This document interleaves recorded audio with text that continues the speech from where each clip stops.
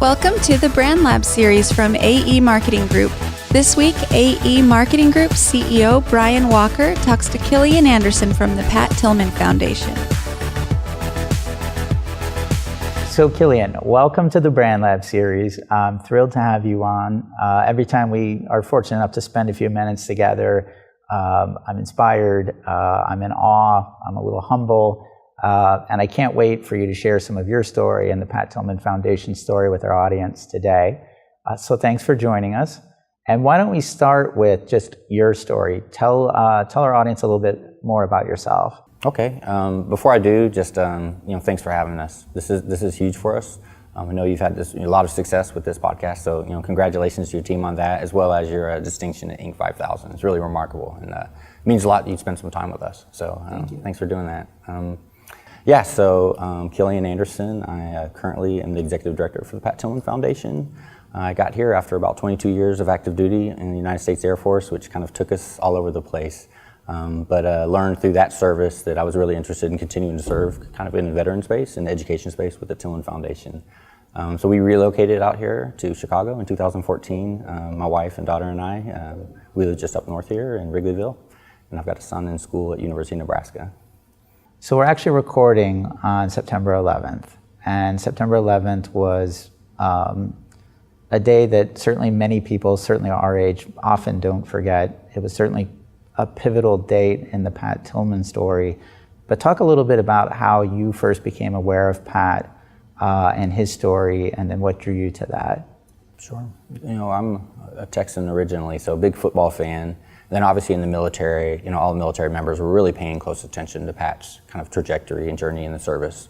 I found myself in Iraq in 2007, embedded in an Army unit, and just really started reading up and following up more on his story. And on the heels of that deployment, I wound up being stationed at Luke Air Force Base in Phoenix, Arizona, actually. And so I, in my interest of Pat's story, cold called the Tillman Foundation, looking for volunteer opportunities for the airmen that were in our unit. We wound up, fielding representatives on the Tillman Scholars selection committee process, and kind of have a standing volunteer footprint at Pat's Run, which is a large event we host in Tempe every year. And then just staying with the foundation over the years, staying connected with the foundation over the years. So been engaged for about 10 years now. But when I retired in 2014, I had the opportunity to join the team in an operations role, and then eventually moved to executive director in April of last year. Talk a little bit about Pat's legacy, some of his values, and what it means then to you to live those values. Yeah, for sure. So, there's a lot people don't know about Pat. Clearly, people are aware of his football career and leaving the NFL to go join the Army. But there's other things that are really, really important about him that this foundation is based on. The first is he's a lifelong learner. A lot of people don't know it, but he graduated from Arizona State University in 3 years with a 3.84 GPA. When he played for the Cardinals, he was going back and getting a master's degree in history. He loved debating. He ran marathons and half triathlons in the off season to push himself. So when we think about his legacy as a staff and as a foundation, it's really this notion of kind of lifelong learning and pushing yourself and being on the lookout for challenges and taking them on. So, our core values are humble leadership, scholarship, service, and impact. And so, I will tell you, it's every day I walk in and I see the sign on the door and kind of have a big gulp, right? And it's like, oh man, we better get this right. Because, working for an organization that is out to celebrate somebody's legacy it's serious business, right? And so it puts a lot of pressure on the staff and on the community. We welcome that pressure. But it's a lot to live up to that legacy. Well, that's also an interesting challenge for a nonprofit. I've had the opportunity to work with and get to know many executives at nonprofits around the country, some of them running organizations as old as 150 years. Yours isn't that old, but at the same time, as we've talked before, September 11th was a defining moment in many people's lives, certainly Pat's. It's been 14 years since he unfortunately passed. So when we think about the future, and I know we've talked about our own daughters, there's a generation that maybe doesn't even know much at all about Pat. So is a nonprofit trying to continue an individual's legacy? How do you do that? That's a really good question, right? I mean, to your point, you figure our real demographic that is familiar with Pat's journey really in their probably mid-30s and older, right? I'm 46. I mean, I was very aware of when it occurred. But we often are speaking to young people that identify, that don't know who he was. So, storytelling is a big part of that for us. I know you and I have talked a lot about that, but storytelling is really huge for us, for those that aren't aware. So sometimes we wind up working backwards. Our mission obviously is to empower these, remarkable military veterans and spouses and to support them in the work they want to go do. So in some cases for us now, and speaking to that younger audience, it's about illuminating those examples of those Tillman Scholars doing good work, having them identify as a Tillman Scholar, and then working backward. And so we've found that younger people will say, hey, like, who was Pat Tillman? When they hear about a Kim, or when they hear about another Tillman Scholar doing remarkable work. And then we're able to share about at the root of us, what Pat's legacy was about and how they became a scholar. So sometimes you have to get a little creative to work backwards. Our founders, our board, Pat's family and friends recognize that very early on. So, we are now on our 10th class of Tillman Scholars. So there's 588 people out there kind of living the example of Pat's life. So again, we're hoping that they catch someone's eye. People are fascinated about their journey, and then those individuals, those leaders, are able to share a little bit more about Pat's legacy. Well, let's talk a little bit more about the scholars. You mentioned Kim, and obviously you and I know who you're talking about, but ironically, Kim Jung was actually on a former episode of the Brand Lab series, co-founder of Rumi Spice, West Point grad, Harvard Biz grad, now taking it up a notch to MIT. One thing I didn't realize is that she was a Tillman Scholar, or is a Tillman Scholar. So talk a little bit about the Tillman Scholar program, who it's really designed for. I know you've touched on a little bit, but just kind of share a little bit more about that process and maybe some of the misperceptions around it. Okay, yeah, happy to. So every year we convene a scholarship application that's open for about 1 month in the February timeframe. This year we received 2,300 applications. So our spring and late spring is really full of convening a series of kind of initial screening committees, regional selection committees, and ultimately a final selection committee that helps whittle that stack of 2,300 applications down to 60 Tillman Scholars. So we invest in 60 a year. Really, really remarkable folks, right? So that is kind of how we get there.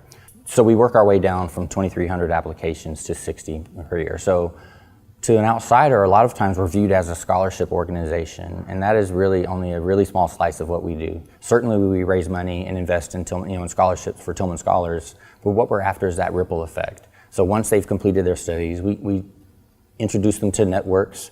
We've actually had Tillman Scholars at the Inc. 5000 conference the last few years as part of the military entrepreneurship program. Yeah, I saw some of them in San Antonio. Right, and I know you've mentored, you've given your time to help mentor, veteran organizations on marketing issues. And so we kind of fortify them with that network, and then we also continue to professionally develop them. So it's not just a scholarship, but people think, oh, you apply there and get a scholarship, but really what you're doing is you're joining a community of change makers. So I'm not going to ask you to play favorites, but obviously we talked a little bit about Kim, but some of the stories that you've shared and some of these individuals are just remarkable. Can you share one or two maybe with our audience? Sure. I'll give you one that's like personally impacted my family. So I have a daughter who's heading to college here in about a year or so. I love having her around the foundation. She has the opportunity to meet all these Tillman Scholars. And what Marie and the founders have really created is this place where you can think really big. So, bringing my daughter around is something that selfishly I really enjoy as a parent. So she came across, we were at Pat's Run, a large event we host in Arizona every spring. And she got to meet a couple of Tillman Scholars that were working in medicine. So Donmar Felton and Adrienne Camboris are two of our Tillman Scholars. Really, really remarkable women with incredible service records that, in fact, Donmar is right now a resident, I believe, at University of Mississippi. So they get talking to my daughter. And at this point, my daughter didn't really know what she wanted to do next. And I remember going out and we had some meetings that evening, and I came back pretty late to our hotel in Arizona. And she popped out of bed and ran up to me and said, Dad, I want to get into medicine. And it was all based on a conversation with those two ladies. So that is certainly like a second and third order effect of investing in these really high ceiling folks. But they inspire folks. So whether it's Johnny Kim, who was a Navy SEAL, who went to Harvard Medical School and is now in the recent astronaut class, or Moa Spina, who has a remarkable service record, is a resident at Emory now, headed to West Texas to deliver medicine to small rural communities. Dan Feehan, who's running for Congress in Minnesota right now, or Adrienne Perkins, who's running to be the mayor of Shreveport. We've kind of created this community of just these folks that care deeply about the things going on around them, and more importantly, are doing something about it. Well, what I really love about that, and I know we've talked a little bit offline of both being fathers of daughters, but sons as well, I don't want to forget them, but is the fact that we're in a very unusual time in our country where there seems to be a lot more of divisiveness than there is togetherness. And one of the things I really like about everything I hear and observe in the Tillman Scholars is, one, they are, as you've talked about earlier, really continuing the legacy of Pat in the future. But it makes me very optimistic that there are these kinds of people that are seizing on the opportunity to really make a difference. And in certain parts of the country and in certain careers and certain endeavors. So I mean, I think that that's a real testament to everything that your organization is doing and continues to do. And you also mentioned something earlier about kind of thinking big. And one of the other probably big misperceptions about the Tillman Foundation is that you're not very big. I happen to see the ins and outs of it firsthand. I know that you're lean, you're agile, and it seems to be full of remarkable people as well. So talk a little bit about the organization itself from the team. Yeah, so to your point, we're a very small team. We like it that way. So there's 12 of us total. So 9 of us here at our headquarters in Chicago, and then we have 3 staff members who reside on Arizona State University. We like, Pat did not live in excess, right? I mean, the guy rode his bike to practice, when he played for the Arizona Cardinals. He lived in a very modest home and was not enamored by wealth or people's, celebrity status. He was more about making a difference, right? So we would be off task if we grew to be a staff of hundreds of people with all of these field offices and suits zipping around. Pat wore flip-flops, so we're more of a kind of beer in the fridge, flip-flop, get stuff done kind of mindset out here. We have a really, really remarkable team of 4 departments that all are busy year-round, right? But we've learned that while we may make another personnel addition here or there, we don't aspire to be this really, really large organization. We believe that we can continue to grow the program with roughly the number of folks that we have right now, and continue to feature their stories. We also are relying on and have the help of the Tillman Scholars out there. So they are kind of an extended staff, if you will. So we have a regional captain program where they're in geographic area, certain about 10 to 12 geographical areas in the States. We have Tillman Scholars that head up programming. So they really kind of augment our efforts from kind of the mothership here in Chicago to help us out. But we have zero desire to turn into this big, bulky organization. We can put 4 to 5 people in the room and change the course of where we're going. If something didn't work, we can scrap it. We can come up with new ideas, and we intend to stay that way. Well, as you know, I operate and run AE Marketing Group under the same philosophy, so I really love that. I think Agile allows such a great sense of speed, diversity of thought, and I think it really oftentimes brings out the best in people's capabilities. It challenges them to get outside their comfort zones, even my own still. So I think that is great. Talk a little bit about the fundraising side. Obviously, when you are running a nonprofit, development, marketing are essentially your sales. It's key to being able to deliver these scholarships. So talk a little bit about that. Sure. Yeah, it's for sure a business operation, right? Fundraising is like sales. So it's a really remarkable thing about the Tillman Foundation. First of all, there's thousands of people that send in like 10 or 20 bucks a year that are just fans of Pat's story. So it's a very, I would say, diverse, fundraising portfolio. So first off, there's no endowment. So it's not like we just started off with millions and millions of dollars. We were actually born a bit backwards. So when Pat was killed, people started kind of mailing in checks to like Arizona State University and the Cardinals. Then the foundation was built kind of on Pat's principles. But again, not endowed in the beginning. And so it's really a bit of kind of a mixed bag. So we have a lot of individual and corporate donors. We have a grant. Kind of stream of money that comes in as well. We have a Pat's Run that occurs in Arizona. It's about a 35,000 person event where we bring people together. It's more of a community event. So we really have this kind of broad range of support. Obviously, we want to bring in more money, but for us, we are less interested in these kind of transactional relationships with folks. We get emails where a company will say, how much to put Pat Tillman Foundation below my signature block? And we're just not interested in having that conversation. We want to connect with people that are like-minded, that care deeply about our mission. We want to be aligned with their corporate values. And we found that when we're able to find that alignment, and it takes a while, right, in conversations and being around one another, and we find when that alignment is right, that really they become partners, and they're kind of long-standing supporters of the foundation. So we look for that to be more of a marriage, if you will, in terms of support. Because I would say there's no shortage of people that want to support Pat and celebrate Pat, and that's a good thing. But again, it is really about people. We want people to get a better understanding of who Pat was, why this organization exists, and then to help us take things to the next level. And kind of, to your point, once you meet a Tillman Scholar, it all makes sense, right? And essentially this offering of this really remarkable person going out to do some great work. So there are a lot of people that, I would say individually, companies that care deeply about leadership, that care about the state of dialogue, whether you're left or right, right? I mean, this is not a political statement, but wherever you stand, there are people that care deeply about the things going on in the world. And we found that there is a niche of people that want to support us, fielding people that are going to go tackle some of those problems. Well, in many ways, that's a good problem to have. On the flip side, there's another side to that coin, and unfortunately, I think we've just seen it recently, and that is for all the people that want to support the values and the legacy of Pat, there are sometimes those that might exploit it. And that's a challenge that some nonprofits never have to face. Unfortunately, it's one that sometimes you might have to face. We've certainly seen that recently with some of the new brand advertising coming out of Nike, focusing on Colin Kaepernick and what sacrifice looks like. And suddenly your brand is essentially almost under siege by people now using Pat to fight a corporate war against Nike and Colin Kaepernick. I don't envy you to have that problem. So when something like that happens, what do you do? Sure, really good question. To be clear up front, we just don't go wading into those waters on political discussions, right? Whether you agree or disagree with Colin Kaepernick's position that he took, that was intended and rooted around civil rights, a civil rights issue. And we know that this time last year, that whole narrative got hijacked and kind of projected onto the veteran community, and specifically Pat in some instances, right? So it became Pat would kneel, Pat would stand, Pat would punch him in the face, and it became all these kind of things, really, which prompted Marie, so Pat's widow, our co-founder and board chair, to do a statement in late September of last year, and that Pat, as a football player and as a soldier, inspired unity and brought people together. So, here's what I say is interesting about that. So we avoid the discussion in terms of politics, and we do not believe in politicizing Pat.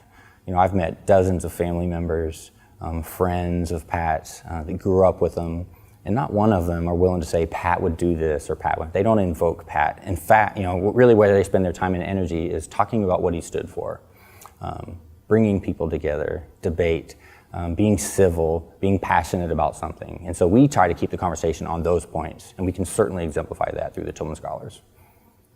Well, it shows a tremendous amount of discipline for your team and staff to really stay focused on change that they can make and avoid stepping in a lot of things that I think becomes quicksand, frankly. Sure. Having gotten to know some of the team and seeing them firsthand, that doesn't surprise me that they would have that kind of discipline and focus.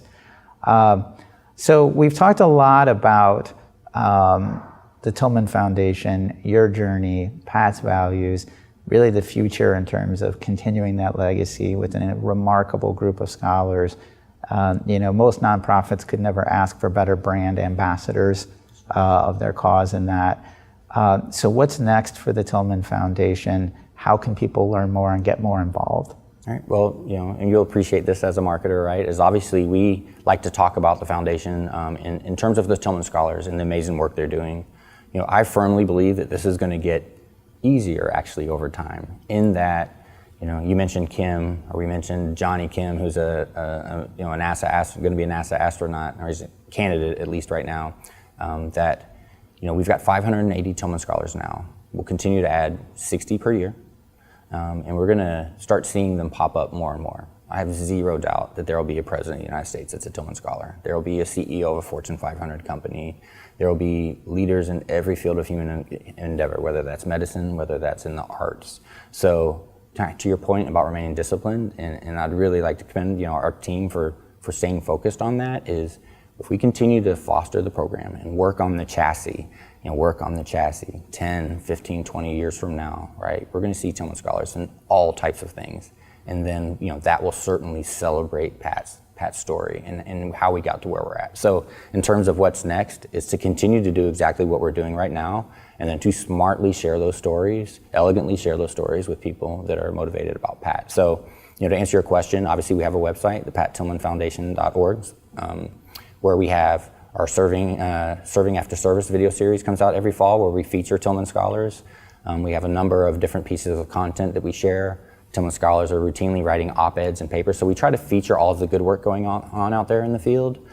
So if people are interested in learning more, come check out those stories. If they're interested in trusting us with support, come gain some familiarity with these stories and follow them.